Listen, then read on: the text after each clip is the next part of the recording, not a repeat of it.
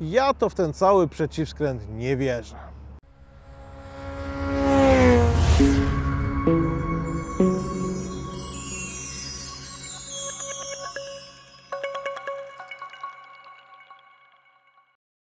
Zanim przejdziemy do filmu, szybkie wyjaśnienie i podziękowanie. Moi drodzy, ten film nie powstałby, gdyby nie pomoc dwóch osób, które bardzo szanuję i którym właśnie bardzo serdecznie dziękuję za okazaną pomoc, czyli Tomkowi Kulikowi i Łukaszowi Bednarzowi. Ci dwaj goście próbowali nauczyć mnie, humanistę, praw fizyki. Bardzo serdecznie dziękuję Wam, panowie, za Wasz poświęcony czas, za te godziny spędzone na rozmowach, za te nieustające pytania, powtarzające się pytania na te same kwestie i za Waszą cierpliwość w odpowiadaniu na moje wątpliwości. Jeszcze raz bardzo serdecznie Wam dziękuję, a teraz Was, drodzy widzowie, zapraszam na ten film o przeciwskręcie.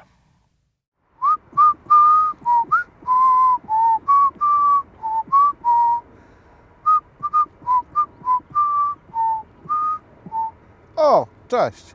Zapewne zastanawiacie się, po co mi ten kijek, skoro miałem Wam opowiedzieć o przeciwskręcie. Zostańcie do końca odcinka, a na pewno się tego dowiecie. Jakiś czas temu, kiedy pracowałem jeszcze w poprzedniej szkole nauki jazdy, miałem przyjemność szkolić 14-latka na kategorię AM. Młody człowiek bardzo fajnie się uczył, bardzo szybko się uczył, chłonął tą wiedzę, nie było z nim żadnego problemu.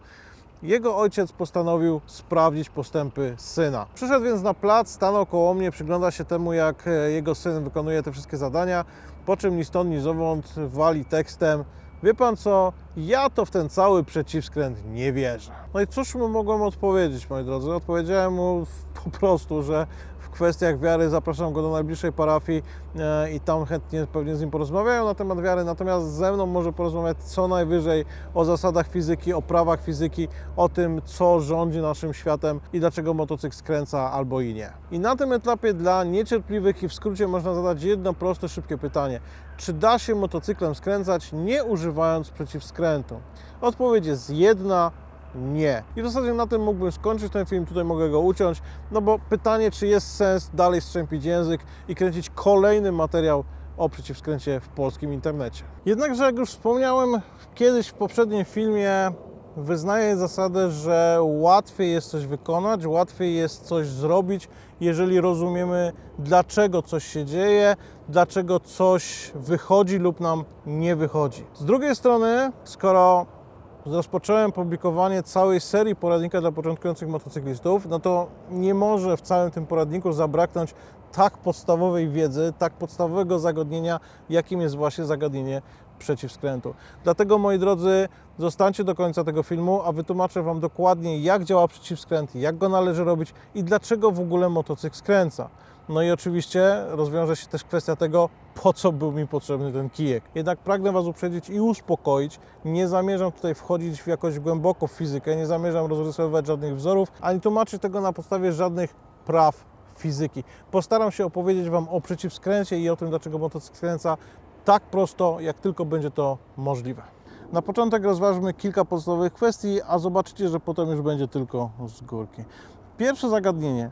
Dlaczego stojący motocykl się przewraca? Ponieważ, kochani, działa na niego jedna z najbardziej fundamentalnych, jedna z najbardziej podstawowych sił we wszechświecie, czyli grawitacja. I czysto teoretycznie moglibyśmy ustawić motocykl bez podpórek w taki sposób, żeby faktycznie ustał w pionie, jednak wymagałoby to od nas idealnego ustalenia, gdzie znajduje się punkt ciężkości tego motocykla i umieszczenie tego punktu ciężkości idealnie nad punktem styku opony z asfaltem, czyli tym miejscu, gdzie motocykl faktycznie dotyka ziemi. Wtedy faktycznie motocykl ustałby idealnie w pionie. Jednak w praktyce jest to praktycznie niemożliwe, w związku z czym ten punkt ciężkości zawsze jest przesunięty względem punktu styku opony z asfaltem, a to oznacza, że grawitacja ten punkt ciężkości będzie ściągała jak najbliżej podłoża. No dobra, ale skoro zadałem pytanie, dlaczego stojący motocykl się przewraca, czy to oznacza, że jadący motocykl się nie przewraca? Czy to oznacza, że na jadącym motocykl nie działa grawitacja? Oczywiście, moi drodzy, że na jadącym motocykl również działa grawitacja. Czy motocykl się przewraca? Czy jadący motocykl się przewraca? Na to pytanie odpowiemy sobie za kilka sekund. Jednak na tym etapie zadajmy sobie inne pytanie. co się stanie, jeżeli w czasie jazdy motocyklem, kiedy nabiorę już troszkę prędkości, co się stanie, jeżeli puszczę kierownicę tego motocykla? Czy motocykl będzie jechał prosto, będzie skręcał, przewróci się, będzie w ogóle jechał? Dużo niewiadomych. W naszym odczuciu po puszczeniu kierownicy w czasie jazdy motocykl będzie jechał prosto. Ale czy na pewno jedzie prosto? To jest tylko nasze odczucie.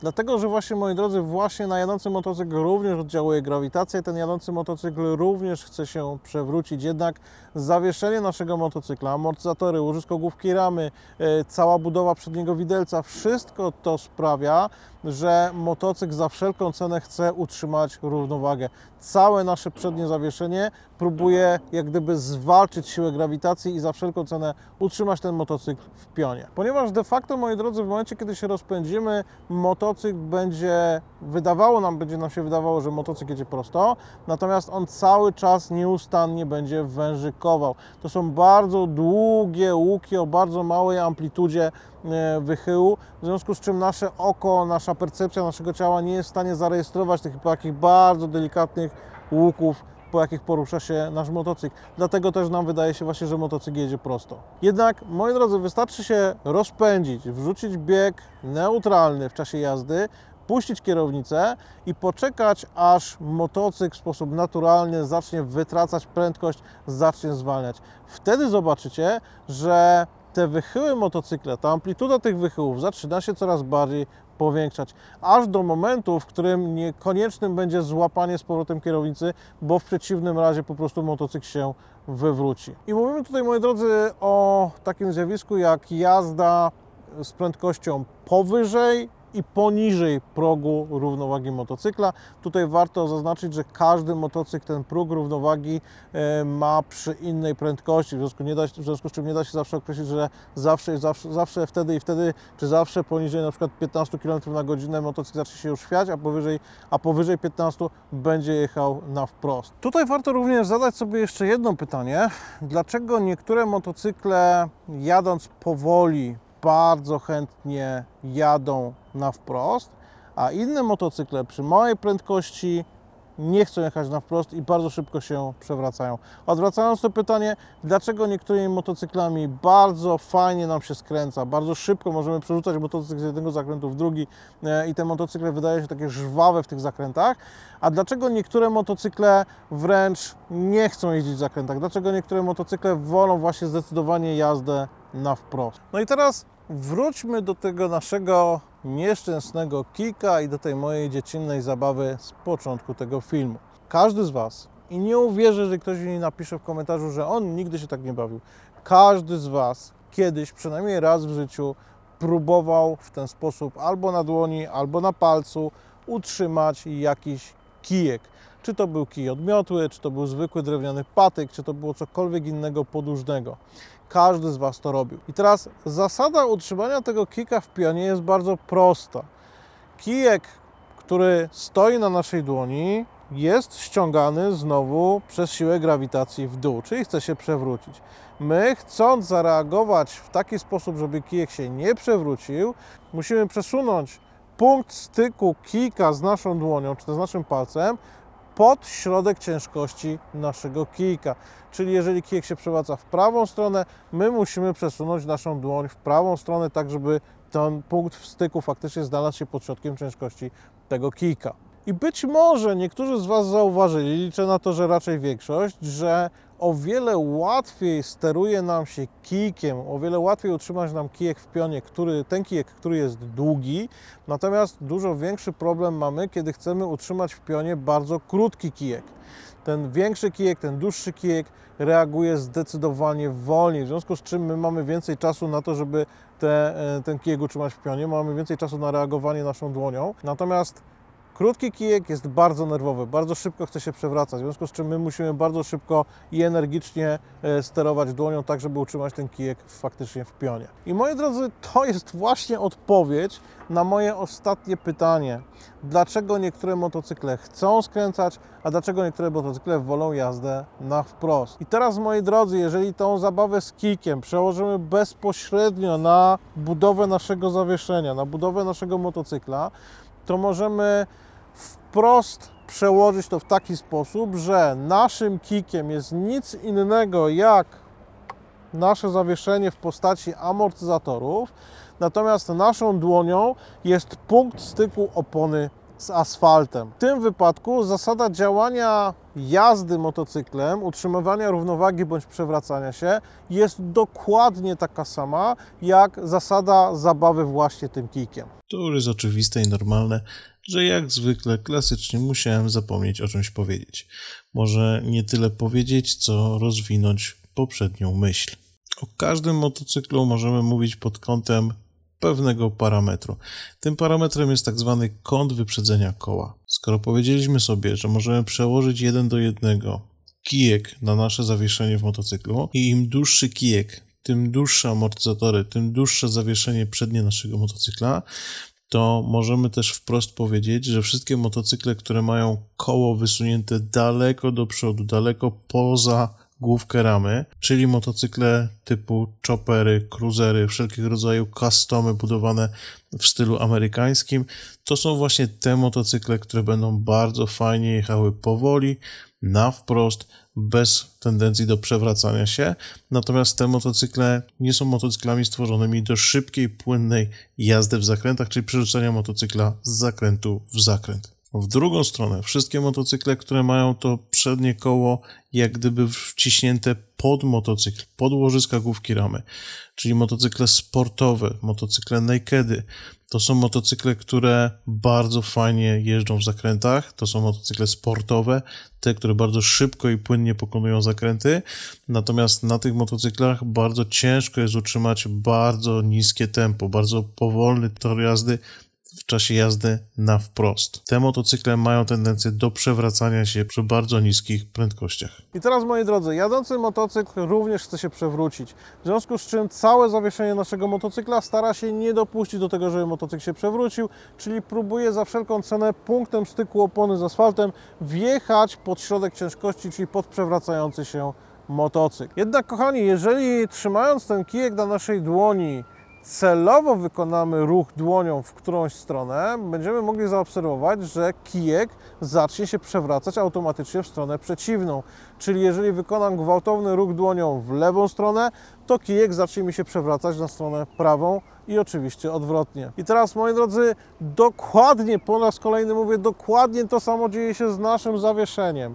Jeżeli motocykl, który wydaje nam się, że jedzie na wprost, w pewnym momencie na siłę zmusimy go do przewrócenia się, czyli wypchniemy kierownicę w jedną stronę, automatycznie motocykl będzie nam się chciał przewrócić na drugą stronę.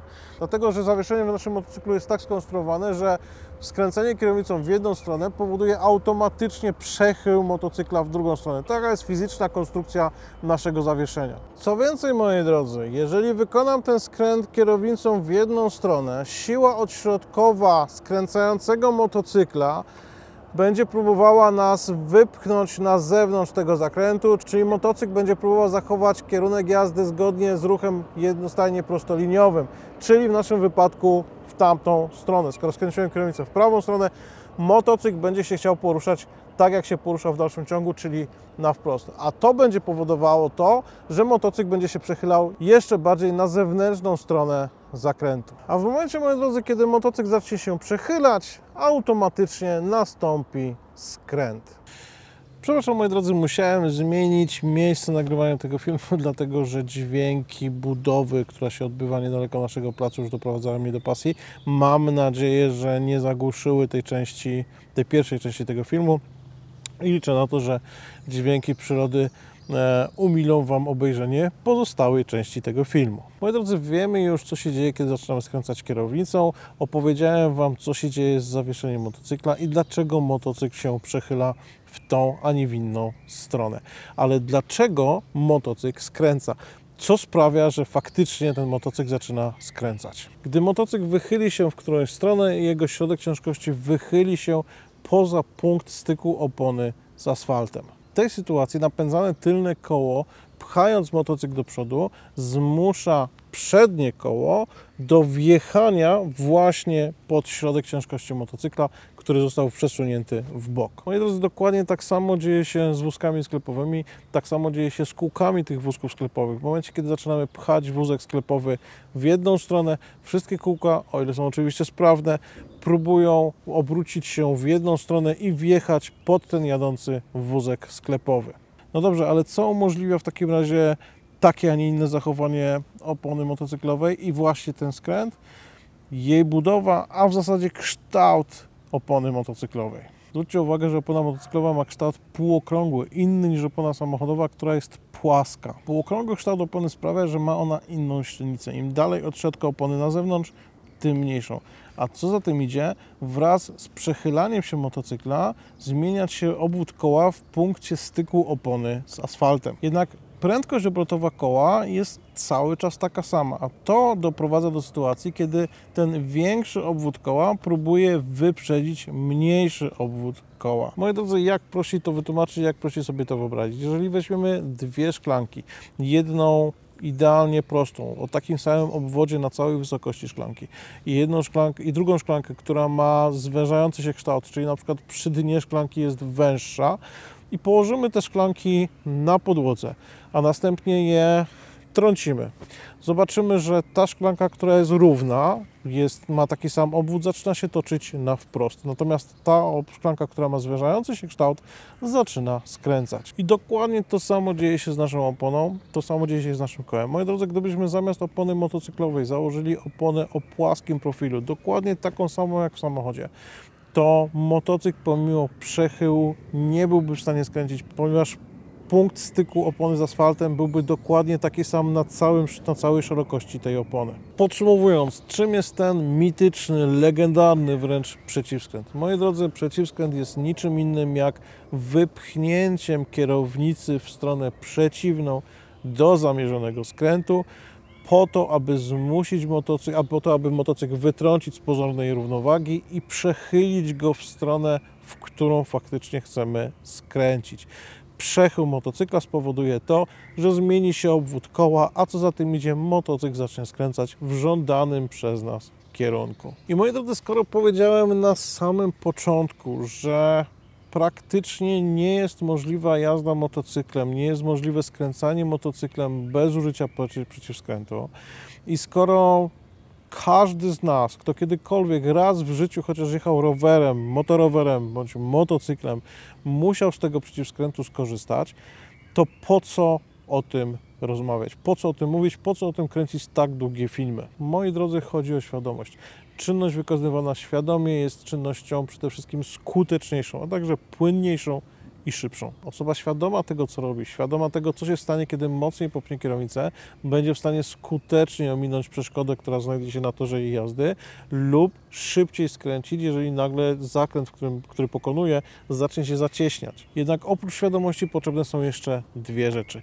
Pierwsza, ta, o której mówiłem w pierwszym filmie z tej serii, tam, gdzie z moją żoną, z Justyną pokazywaliśmy Wam właściwy dosiad na motocyklu. Im bardziej pionowo będziemy mieli ułożone nasze ręce na kierownicy, im bardziej pionowo będziemy przykładać siłę do kierownicy, tym ciężej będzie nam ten przeciwskręt wykonać.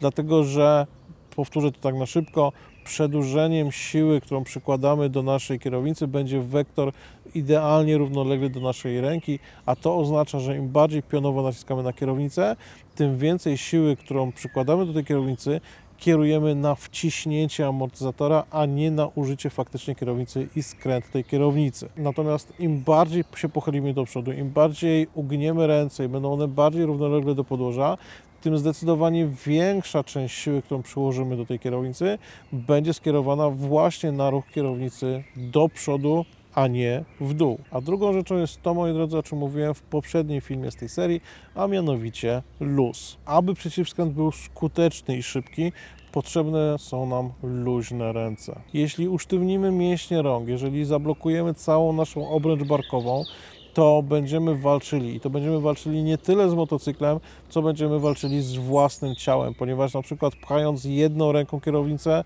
w jedną stronę, drugą ręką, z tą sztywną ręką będziemy sobie blokowali ten ruch i będziemy przeciwdziałać tej pierwszej ręce. W związku z czym nie będziemy w stanie skutecznie skręcić kierownicy, a co za tym idzie, wykonać przeciwskrętu. To jest, moi drodzy, najczęstszy powód, dlaczego niektórzy mają duży problem z wykonywaniem szybkich zadań podczas kursu czy podczas egzaminu, czyli właśnie usztywnienie rąk, które uniemożliwiają im płynne, szybkie skręty. Ponieważ naturalną reakcją każdego człowieka jest, że w sytuacji stresowej spina mięśnie, ale o tym opowiem Wam w innym filmie w tej serii. Natomiast na chwilę obecną ważne i kluczowe jest to, żebyście mieli świadomość tego, że te mięśnie musicie za każdym razem rozluźniać, jeśli tylko poczujecie jakiekolwiek pierwsze odznaki spięcia mięśni rąk lub całej właśnie obręczy barkowej. Na koniec jeszcze kilka słów o dwóch mitach, które bardzo często można usłyszeć w środowiskach motocyklowych. Po pierwsze, często można usłyszeć, że przeciwskręt działa tylko przy większych prędkościach, a przy małych prędkościach ten przeciwskręt nie występuje.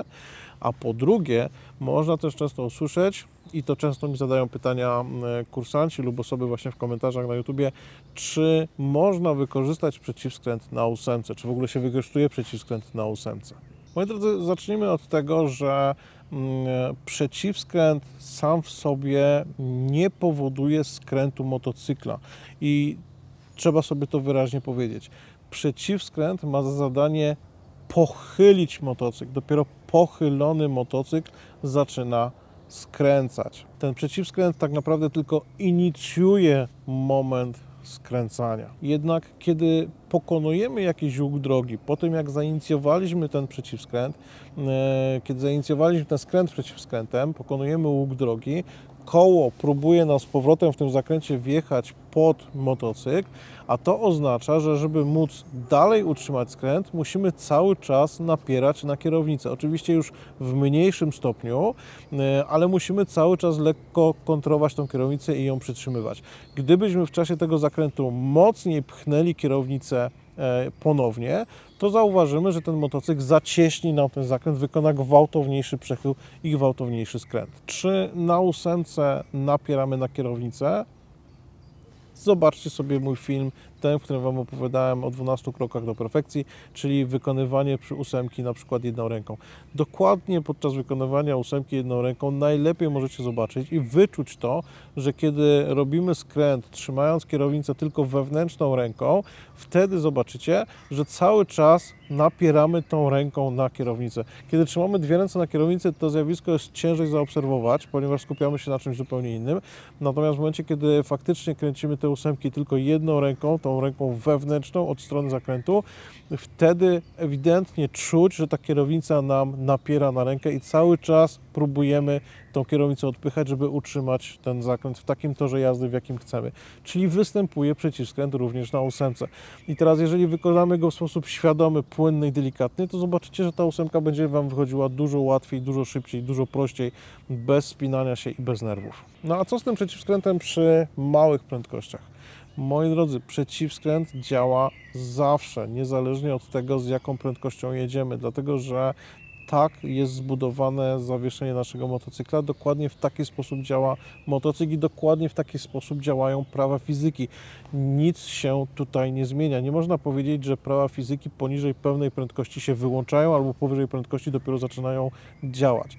Możemy powiedzieć coś innego, że powyżej pewnej prędkości prawa fizyki zaczynają być mocniej bądź słabiej odczuwalne, natomiast one nadal działają. I dokładnie to samo dzieje się z prędkościami. W momencie, kiedy mamy większą prędkość, ta siła odśrodkowa, która próbuje nas przechylić w zakręcie, jest dużo większa, w związku z czym ten przeciwskręt będzie działał szybko, błyskawicznie i natychmiastowo. Natomiast przy małej prędkości, to co widzicie teraz na filmie, specjalnie do tego, na potrzeby tego filmu wziąłem naszą YB125, jechałem na pierwszym biegu. Zobaczcie tam, może tam będzie widać na telefonie, który specjalnie tam położyłem, z jak niską prędkością się poruszam po placu.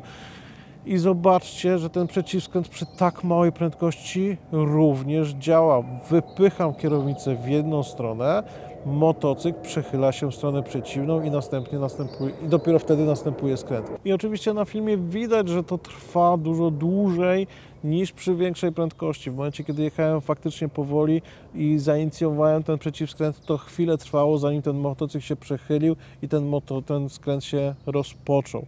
Dlatego, że była mniejsza prędkość, była mniejsza siła odśrodkowa, w związku z czym ten skręt, to przerzucanie motocykla do skrętu faktycznie trwało dłużej, ale ono nadal wystąpiło i ten przeciwskręt nadal wystąpił. I często też się mogą pojawić głosy, że przecież jeżeli będę jechał ekstremalnie powoli, to skręcając kierownicę w dowolną stronę, będzie ten motocykl skręcał właśnie w tą stronę, w którą skręca kierownicę. Owszem, ale nie zauważamy wtedy tego, że w momencie, kiedy skręcimy kierownicę w daną stronę, również nastąpi minimalny ruch ciała i minimalne przechylenie motocykla właśnie w tą stronę, w którą chcemy jechać. I to, że skręciliśmy koła w jedną stronę, spowodowało to, że siła odśrodkowa była na tyle mała, że nie zdążyło nas jeszcze przerzucić w drugą stronę, czyli na zewnętrzną stronę tego zakrętu, natomiast my naszym ciałem spowodowaliśmy przechył motocykla do zakrętu i dlatego właśnie ten motocykl skręcił tam, gdzie skręciliśmy kierownicę. Po prostu prędkość była na tyle mała, że nie zdążyła zadziałać albo zadziałała ze zbyt małą siła właśnie odśrodkowa. Natomiast skręt spowodowany był minimalnym przechyleniem motocykla w stronę, w którą skręciliśmy kierownicę. Moi drodzy, na dzisiaj to już wszystko. Mam nadzieję, że przybliżyłem Wam temat przeciwskrętu od troszkę innej strony niż ma to miejsce w tych całej masie innych filmów dostępnych na polskim YouTubie mówiącym o przeciwskręcie. Mam nadzieję, że wytłumaczyłem Wam troszkę dokładniej, co się dzieje z Waszym motocyklem i dlaczego ten motocykl faktycznie skręca i jak działa ten przeciwskręt. I tak jak mówię, wiem, że tych filmów jest dużo, ale po pierwsze, skoro jest to poradnik dla początkującego motocyklisty, tak jak powiedziałem na początku, nie mogło zabraknąć tego tematu. Z drugiej strony też uważam, że im więcej materiałów powstaje, im więcej punktów widzenia na dane zagadnienie powstaje, tym Wy jako widzowie macie większy wybór i większą możliwość uczenia się i patrzenia na daną sprawę z różnej perspektywy, dzięki czemu macie tylko i wyłącznie większą korzyść. Z drugiej strony, moi drodzy, wiem i mam świadomość tego, że mogłem coś wytłumaczyć w sposób chaotyczny albo użyć złego sformułowania, ale musicie mi to wybaczyć, ponieważ ja z wykształcenia jestem pedagogiem, jestem humanistą, a nie umysłem ścisłym, dlatego fizyka dla mnie była strasznym problemem przez całą szkołę podstawową i liceum, w związku z czym wybaczcie mi to, że ja jako humanista mogłem popełnić jakiś błąd, natomiast jeżeli uważacie, że ten błąd został gdzieś popełniony, to oczywiście napiszcie w komentarzu, dajcie znać, gdzie popełniłem ten błąd, tak żeby ten materiał był jak najbardziej wiarygodny i żeby osoby, które to oglądają później również mogły czerpać z tego korzyść, również z tych komentarzy, które będą prostowały to, co Wam powiedziałem. Chociaż mam nadzieję, że tych błędów tak dużo tutaj nie było, a materiał wytłumaczyłem Wam w sposób prosty i przystępny. Na dzisiaj to już wszystko. Ja Wam bardzo serdecznie dziękuję. Lajkujcie, subskrybujcie, komentujcie i do zobaczenia następnym razem. Trzymajcie się. Cześć. On the road with a motorbike, hanging around between the mountains, coast to coast, you know how to drive. Dragonflies are on the sunset, can you believe we're together?